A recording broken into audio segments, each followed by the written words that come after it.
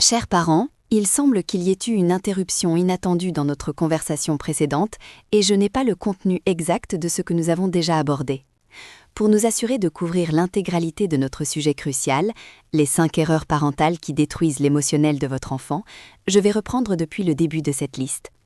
Mon objectif est de vous offrir des outils clairs et bienveillants pour renforcer le bien-être émotionnel de vos enfants. Accrochez-vous, car comprendre ces pièges est le premier pas vers une parentalité plus consciente et épanouissante pour toute la famille. La première erreur, et elle est malheureusement très courante, est de minimiser ou d'invalider les émotions de votre enfant. Des phrases comme « arrête de pleurer pour si peu »,« ce n'est pas grave » ou « tu es trop sensible » sont souvent prononcées avec de bonnes intentions, mais elles envoient un message dévastateur. Ce que tu ressens n'est pas valide ou acceptable. L'enfant apprend alors à réprimer ses émotions, pensant qu'elles sont mauvaises ou honteuses, ce qui peut mener à l'anxiété, à la difficulté de régulation émotionnelle ou à des problèmes relationnels plus tard. Imaginez votre enfant comme une petite station météorologique intérieure. S'il annonce de la pluie et que vous lui répondez « mais non, il fait beau, tu te trompes », il va finir par douter de sa propre perception et de sa capacité à comprendre ses propres ressentis. Il est crucial pour son développement émotionnel qu'il sache que toutes ses émotions, qu'elles soient de la joie, de la tristesse, de la colère ou de la peur, sont acceptables et qu'il peut les exprimer en toute sécurité. L'instruction directe est simple mais puissante.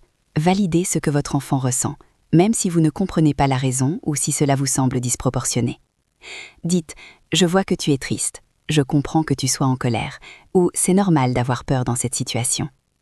Vous n'avez pas besoin d'approuver le comportement qui découle de l'émotion, mais l'émotion elle-même doit être reconnue et acceptée. Cela lui apprend que toutes ces émotions ont leur place, qu'il est compris et qu'il peut vous faire confiance pour l'aider à les traverser. La deuxième erreur qui peut miner l'émotionnel de votre enfant est la critique excessive, couplée à une pression constante pour la performance ou la perfection. Bien sûr, en tant que parents, nous voulons que nos enfants réussissent et donnent le meilleur d'eux-mêmes, mais des remarques constantes sur leurs erreurs, des comparaisons avec d'autres enfants, « pourquoi tu n'es pas aussi bon que ta sœur ?» ou une focalisation exclusive sur les résultats plutôt que sur les efforts, peuvent créer un sentiment d'insuffisance et une peur paralysante de l'échec. L'enfant commence à croire qu'il n'est jamais assez bien, que l'amour de ses parents est conditionnel à ses succès. Pensez à votre enfant comme à une jeune pousse délicate. Pour grandir, elle a besoin d'un sol fertile, de soleil et d'eau, mais surtout d'espace pour se développer à son propre rythme. Si vous la critiquez constamment pour ne pas être une fleur encore, ou la comparez à l'arbre majestueux d'à côté, elle risque de se recroqueviller. La pression constante sans un soutien inconditionnel équivalent étouffe la confiance en soi, l'estime de soi et la joie d'apprendre. L'enfant peut développer une anxiété de performance, un perfectionnisme malsain, ou à l'inverse, un désengagement total par peur d'échouer. L'instruction directe est donc de changer votre focus. Concentrez-vous sur l'effort, la persévérance et les progrès de votre enfant, plutôt que sur la perfection du résultat. Félicitez-le pour avoir essayé, pour avoir persévéré face à une difficulté, pour les petites victoires. Offrez un soutien constructif quand il échoue, en lui expliquant que l'échec fait partie de l'apprentissage. Votre amour ne doit jamais être conditionné par ses performances, mais doit être un socle inébranlable sur lequel il peut toujours compter, quoi qu'il arrive. La troisième erreur, souvent surprenante pour certains, est le manque de limites claires et cohérentes. Il est tentant de penser qu'en laissant une liberté totale à nos enfants, nous les rendons plus heureux et plus épanouis. Cependant, l'absence de cadre, de règles et de conséquences prévisibles peut en réalité créer un sentiment profond d'insécurité et d'anxiété chez l'enfant. Un enfant a besoin de savoir où sont les garde-fous pour se sentir en sécurité. Sans eux, il se sent perdu, non guidé et parfois même non aimé, car il interprète ce manque de cadre comme un manque d'intérêt ou de protection de la part de ses parents. Imaginez que vous conduisez sur une route de montagne sinueuse. Si cette route n'avait absolument aucun parapet, aucune signalisation, aucune indication de vitesse, vous vous sentiriez probablement très nerveux et insécurisé, n'est-ce pas? Même si cela semble être de la liberté, en réalité, c'est l'absence de ces limites qui vous met en danger.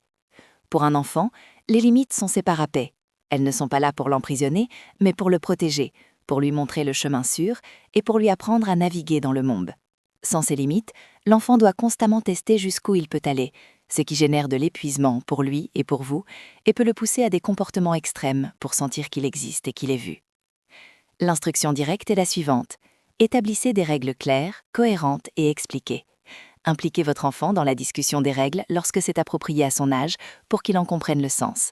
Et surtout, tenez-vous-y avec amour et fermeté. Les conséquences de la transgression des règles doivent être prévisibles et proportionnées. Cela ne signifie pas être autoritaire, mais être une figure d'autorité bienveillante et fiable, qui offre un cadre sécurisant dans lequel l'enfant peut explorer et grandir en toute confiance. La quatrième erreur, insidieuse et destructrice, est la comparaison constante de votre enfant avec ses frères et sœurs, ses amis ou d'autres enfants de son entourage. Regarde comment ta cousine range bien sa chambre. Pourquoi tu ne peux pas être comme ton ami qui a de si bonnes notes? Ta sœur est toujours si polie. Ces phrases, même dites à la légère, plantent des graines d'envie, de jalousie et d'un sentiment d'infériorité. Elles apprennent à l'enfant que sa valeur dépend de sa capacité à surpasser ou à égaler les autres, et non de qui il est intrinsèquement. Chaque enfant est comme un instrument unique dans un grand orchestre. L'un est un violon, l'autre une flûte, un autre encore une percussion. Chacun a son propre son, son propre rythme, sa propre contribution à la mélodie globale. Vous ne rêveriez pas de dire à un violon qu'il devrait jouer comme une flûte, n'est-ce pas? Vous célébreriez sa particularité. Comparer votre enfant, c'est lui dire que sa propre mélodie n'est pas assez bonne, qu'il devrait être un autre instrument. Cela étouffe son individualité, sa créativité et sa capacité à trouver sa propre voix. L'enfant développe une faible estime de soi, une compétition malsaine et peut même en vouloir à la personne à laquelle il est comparé. L'instruction directe est claire. Célébrez l'individualité unique de votre enfant. Aidez-le à se comparer à lui-même, à ses propres progrès et à ses propres défis plutôt qu'aux autres. Mettez en lumière ses forces et ses qualités uniques. Quand il y a un domaine où il a besoin de s'améliorer, discutez-en avec lui de manière constructive, en vous basant sur ses propres objectifs et non sur les performances d'un autre. Votre rôle est de l'aider à devenir la meilleure version de lui-même, pas la meilleure version de quelqu'un d'autre. La cinquième et dernière erreur que nous allons aborder aujourd'hui est la projection de vos propres peurs et anxiétés sur votre enfant, souvent manifestée par une hyperprotection. Bien sûr, l'instinct parental est de protéger nos enfants de tout danger, de toute souffrance. Mais quand cette protection devient excessive, elle peut étouffer leur capacité à développer leur propre résilience, leur autonomie et leur confiance en leurs propres capacités à faire face aux défis de la vie. Un parent constamment anxieux transmet inconsciemment le message que le monde est un endroit dangereux et que l'enfant est incapable de s'y débrouiller seul. Imaginez que votre enfant est un petit oiseau qui doit apprendre à voler. Votre instinct est de le garder bien au chaud dans le nid, de peur qu'il ne tombe ou qu'il ne se fasse mal. Mais en le retenant trop longtemps, vous l'empêchez d'apprendre à battre des ailes, à affronter le vent, à tomber et à se relever. Il ne développera jamais la force et la confiance nécessaires pour voler de ses propres ailes. L'hyperprotection, bien que motivée par l'amour, envoie le message « je ne te crois pas capable », ce qui peut engendrer chez l'enfant une anxiété généralisée, une difficulté à prendre des initiatives, une dépendance excessive et une faible estime de soi. L'instruction directe est la suivante. Faites confiance à la capacité innée de votre enfant à apprendre, à grandir et à surmonter les obstacles. Donnez-lui l'espace et la permission de faire face à des défis adaptés à son âge, même s'il y a un risque de petite chute ou d'échec. Votre rôle est d'être là pour le soutenir, pour penser les petites plaies, pour discuter des leçons apprises, mais pas pour l'empêcher de vivre ses propres expériences. Encouragez son autonomie, laissez-le prendre des décisions adaptées à son âge, et montrez-lui que vous croyez en lui. C'est ainsi qu'il construira une force émotionnelle inestimable pour affronter le monde. Nous avons donc exploré ensemble ces 5 erreurs parentales majeures, qui, sans intention malveillante, peuvent éroder le bien-être émotionnel de nos enfants. Rappelez-vous, chers parents, que la perfection n'est pas de ce monde et qu'être parent est un voyage d'apprentissage constant. L'important n'est pas de ne jamais faire d'erreurs, mais de prendre conscience de celles que nous faisons, de comprendre leur impact et d'être prêt à ajuster notre approche avec amour et bienveillance. Chaque enfant est unique et chaque interaction est une opportunité de construire ou de reconstruire. Si vous vous êtes reconnu dans l'une ou plusieurs de ces descriptions, ne vous jugez pas trop durement. L'autocompassion est la première étape vers un changement positif. Pensez à ces erreurs non pas comme des échecs personnels, mais comme des signaux précieux qui vous guident vers une parentalité plus consciente et plus épanouissante pour vous et pour vos enfants. Imaginez votre rôle de parent comme celui d'un jardinier attentif. Le sol de ce jardin, c'est le cœur de votre enfant. Les graines que vous y plantez sont ses expériences, ses apprentissages. Si vous arrachez constamment les mauvaises herbes sans jamais laisser les jeunes pousses affronter un peu de vent ou de soleil, elles ne développeront jamais les racines profondes et la tige robuste nécessaire pour s'épanouir. Votre rôle est de fournir un environnement nourrissant, de l'eau, de la lumière, de protéger des tempêtes les plus violentes, mais aussi de faire confiance à la force intrinsèque de la graine pour pousser.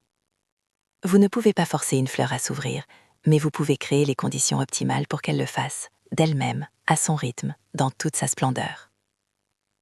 L'instruction directe que je vous donne aujourd'hui est la suivante. Pratiquez la pleine conscience dans votre parentalité. Prenez un moment chaque jour pour observer vos interactions, vos réactions et celles de votre enfant. Demandez-vous, est-ce que mes mots et mes actions nourrissent l'estime de soi de mon enfant, son autonomie, sa capacité à gérer ses émotions, ou est-ce qu'ils l'entravent? Soyez un modèle de régulation émotionnelle, de persévérance et d'amour inconditionnel. Offrez-lui un espace sécurisant où il peut exprimer toutes ses émotions sans crainte de jugement et où il sait qu'il est aimé pour ce qu'il est et non pour ce qu'il fait. C'est dans cet espace de confiance et de respect mutuel que se construisent les fondations d'une résilience émotionnelle à toute épreuve. En fin de compte, l'objectif de cette série n'est pas de pointer du doigt, mais d'éclairer le chemin. C'est de vous donner les outils pour transformer ces erreurs potentielles en opportunités de croissance, pour vous et pour vos enfants. Parce qu'un enfant avec une base émotionnelle solide est un enfant qui a les clés pour naviguer dans le monde avec confiance, curiosité et joie. C'est le plus beau cadeau que nous puissions leur faire. Merci infiniment d'avoir suivi cette exploration avec moi. J'espère sincèrement que ces réflexions vous seront utiles dans votre parcours parental. N'hésitez pas à partager vos propres expériences et vos questions dans les commentaires ci-dessous. Votre vécu est précieux et peut inspirer d'autres parents. Si vous avez trouvé cette vidéo enrichissante, un pouce bleu et un abonnement à notre chaîne nous aideraient énormément à continuer à créer du contenu de qualité pour vous. Et surtout, restez connectés pour notre prochaine vidéo où nous aborderons un tout nouveau sujet passionnant sur le développement de l'enfant. Prenez soin de vous et de vos merveilleux enfants. À très bientôt.